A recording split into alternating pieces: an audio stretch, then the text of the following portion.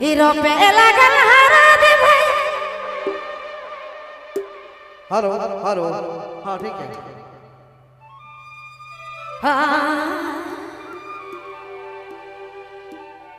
यारे रोपे लागल सोट पिपर रपल हार दियो, रोपे लागल सोट पिपर रपल हार दियो, रोपे जे लागल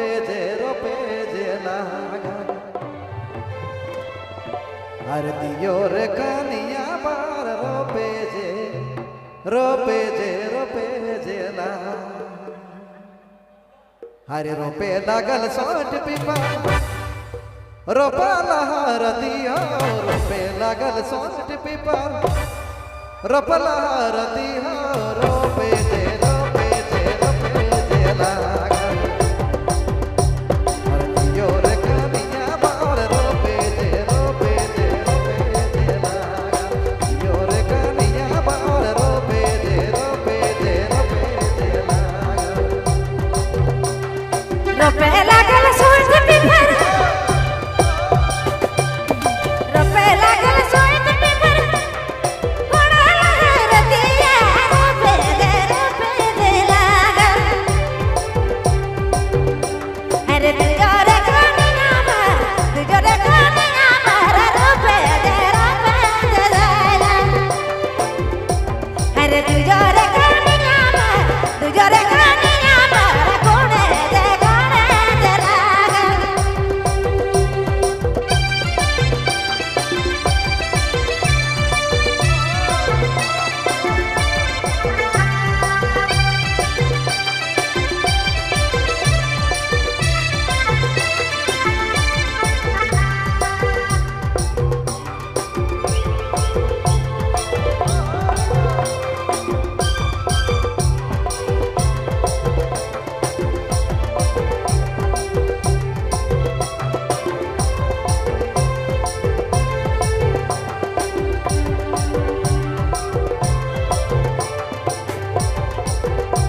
अरे कोड़े लागल सोट पिपर, कोड़े लागल सोट पिपर, कोड़ा लहर दियो, कोड़े लागल सोट पिपर अरे कोड़े लागल सोट पिपर, कोड़ा लहर दियो, कोड़े जे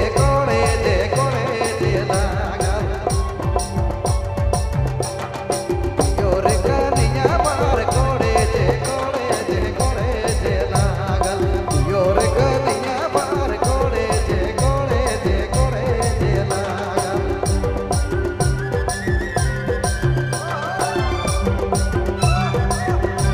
आपने मन सुना थी बबलू मोबाइल बाइक माँ।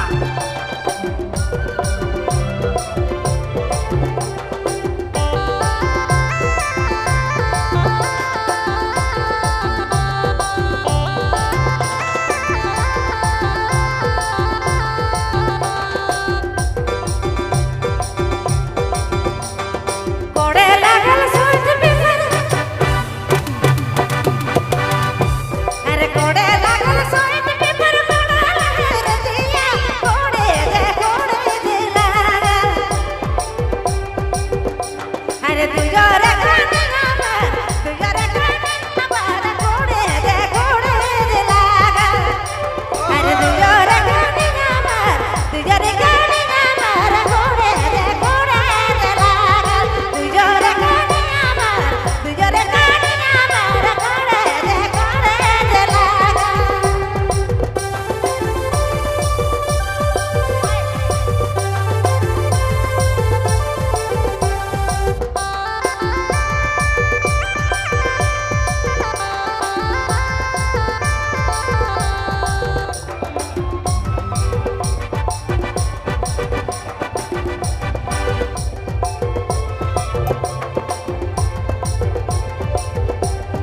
पीछे लागल सोट पिपर, पीछे लागल सोट पिपर, पीसा लहर दियो, पीछे लागल सोट पिपर अरे पीछे लागल सोट पिपर, पीसा लहर दियो, पीसे जे लागल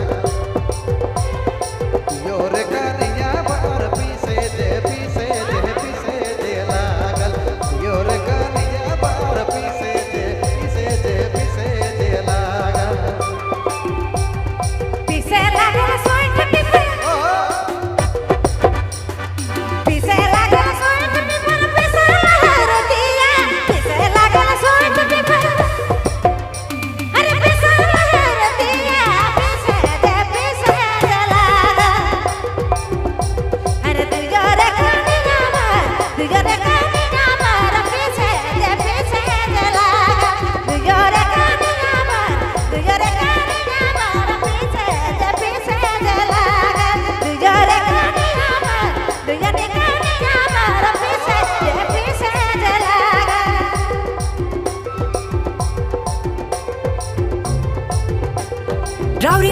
सुना था। चल सैया बैजमा यूट्यूब चैनल की प्रस्तुति।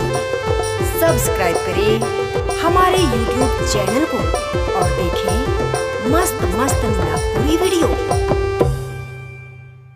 एगो और रहे बाबू एक कड़ी।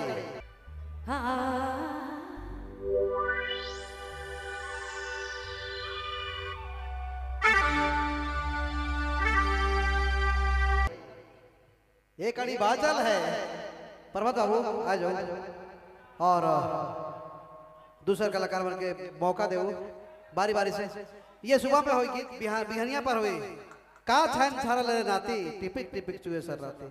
ये बिहनिया पर हुई हो जाए। अच्छा ठीक है अच्छा ठीक दे बाबू बलेस बलेस लगाओ दूसरा कला लगाओ दूसरा कला। और चलो फरमाइश हमारे घर हर साल इस गांव में हम करा गया का छान छान नाती ये गीत का फरमाइश होगा।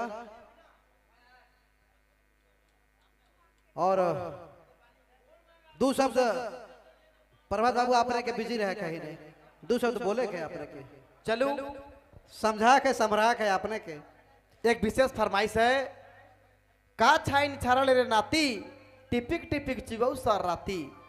बहुत ही पुराना लोकगीत है और हम इन ऐसा नहीं सोच रहे कि ये गांव बट भी ऐसा रईसका मन रहे ना। हमके पता नहीं रहे कि ऐसा ठेठ नागपुरी गीत कर प्रेमी हिया भी उपस्थित है। लेकिन देखो बहुत बेस लागलक हमरे कर पारंपरिक वाला गीत पुरखा कर देवल राग और रागनी वाला गीत के पसंद करे वाला रईसका और रईसकाएं नहीं उपस्थित है। बहुत खुशी कर बात है। चलो एक लोकगीत का छाइन छार ले रे नाती टिपिक टिपिक चिगौ सर राती। गणेश कुमार।